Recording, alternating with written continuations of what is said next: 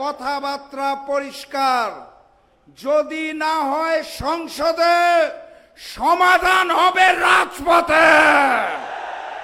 এই বিএনপি সরকার ক্ষমতায় আসার পর জুলাই গণঅভ্যুত্থানকে অস্বীকার করতে চায়, তারা জুলাইকে অস্বীকার করতে চায়, তারা গণভোটকে অস্বীকার করতে চায়, তারা ৭০ ভাগ মানুষের গণভোটের হায়ের ম্যান্ডেটকে অস্বীকার করতে চায়।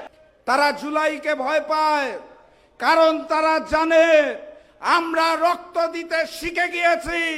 ছাত্র জনতা শ্রমিকেরা প্রস্তুত আছে, প্রয়োজনে আরো একটা গণঅভ্যুত্থান হবে ইনশাআল্লাহ। লড়াই ছাড়া মেহনতি জনতার মুক্তি নাই। বাংলাদেশের ইতিহাসে ক্ষমতার পালাবদল হয়েছে, নেতৃত্ব পরিবর্তন হয়েছে, রাজা বদল হয়েছে, শ্রমিকের অধিকার কখনোই নিশ্চিত হয় নাই। এটাই বাস্তবতা, এটাই নির্মম সত্য। ওই প্রবাসে আমার যে শ্রমিক ভাইরা থাকে, তারা যদি রেমিটেন্স বন্ধ করে দেয়, আমার দেশের যে শ্রমিক ভাই বোনেরা আছে তারা যদি কাজ বন্ধ করে দেয়, তাহলে সংসদের ওই মন্ত্রী এবং প্রধানমন্ত্রীর বেতনও হবে না। দেশে শ্রমিকরা কাজ করে বলে দেশের অর্থনৈতিক চাকা সচল রয়েছে। নেওয়ার বেলায় শ্রমিক ভাইরা মহান, দেওয়ার বেলায় শ্রমিক ভাইদেরকে আমরা চিনি না। এই শ্রমিক ভাইদের রক্ত, ঘাম এবং শ্রমের মাধ্যমে যেই বাংলাদেশ গড়ে উঠেছে, সেই বাংলাদেশে আমরা শ্রমিক ভাই এবং বোনদের সকল নিরাপত্তা এবং প্রাপ্যতা বুঝে নিতে চাই। সংগ্রামী সাথী এবং বন্ধুগণ, একটা গণঅভ্যুত্থান হয়েছিল, যদিও বারবার বলা হয় ছাত্র এবং জনতার গণঅভ্যুত্থান, কিন্তু সেইখানের একটি বড় স্টেক হোল্ডার ছিল শ্রমজীবী মানুষেরা, শ্রমিক ভাইয়েরা।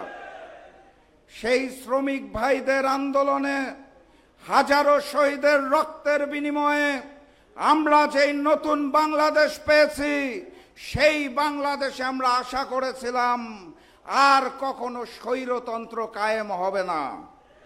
আমরা আশা করেছিলাম সকল সমস্যার সমাধান ওই পবিত্র জাতীয় সংসদেই হয়ে যাবে ইনশাআল্লাহ। আমরা আশা করেছিলাম আমাদেরকে আর রাজপথে নামতে হবে না। কিন্তু ভাগ্যের নির্মম পরিহাস, এই বিএনপি সরকার ক্ষমতায় আসার পর জুলাই গণঅভ্যুত্থানকে অস্বীকার করতে চায়, তারা জুলাইকে অস্বীকার করতে চায়, তারা গণভোটকে অস্বীকার করতে চায়, তারা ৭০ ভাগ মানুষের গণভোটের হায়ের ম্যান্ডেটকে অস্বীকার করতে চায়। সংস্কার করার জন্য যে সকল অধ্যাদেশ জারি করা হয়েছিল, তারা একে একে সব গুরুত্বপূর্ণ অধ্যাদেশ বাতিল করে দিচ্ছে। তারা সংস্কার মানতে চায় না।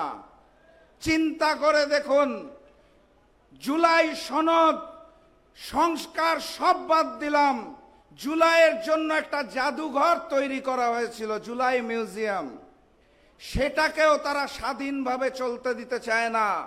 সেখানেও তাদের সরকারি হস্তক্ষেপ প্রয়োজন, তাদের নিয়ন্ত্রণ প্রয়োজন। তারা জুলাইকে এতখানি ভয় পায় কারণ তারা জানে জুলাইয়ে শুধুমাত্র ফ্যাসিস্ট শেখ হাসিনা এবং আওয়ামী লীগের পতন হয় নাই, সেই দিন ওই ভারতীয় আধিপত্যবাদেরও পতন হয়েছিল। জুলাই জাদুঘরে গেলে আমরা বারবার দেখতে পারবো সেই ফ্যাসিস্ট আওয়ামী লীগের পতন, সেই ভারতীয় আধিপত্যবাদের পতন। তারা সেই দৃশ্য আমাদেরকে দেখাতে চায় না। তারা জুলাইকে ভয় পায়, কারণ তারা জানে আমরা রক্ত দিতে শিখে গিয়েছি। ছাত্র জনতা শ্রমিকেরা প্রস্তুত আছে, প্রয়োজনে আরো একটা গণ অভ্যুত্থান হবে ইনশাআল্লাহ। কথাবার্তা পরিষ্কার, যদি না হয় সংসদে, সমাধান হবে রাজপথে। আপনারা প্রস্তুত আছেন? 1 জুলাই গিয়েছে, আর 1 জুলাই আসবে ইনশাআল্লাহ। মুক্তির আন্দোলনে ঝাঁপিয়ে পড়তে হবে, আজাদির আন্দোলনে ঝাঁপিয়ে পড়তে হবে। দেখা হবে বিজয় ইনশাআল্লাহ। নারায়ে তাকবীর, নারায়ে তাকবীর, নারায়ে তাকবীর। রাজপথের জন্য প্রস্তুতি নিন। বিজয়ের পথে যাত্রা শুরু, জীবন অথবা মৃত্যু। আসসালামু আলাইকুম।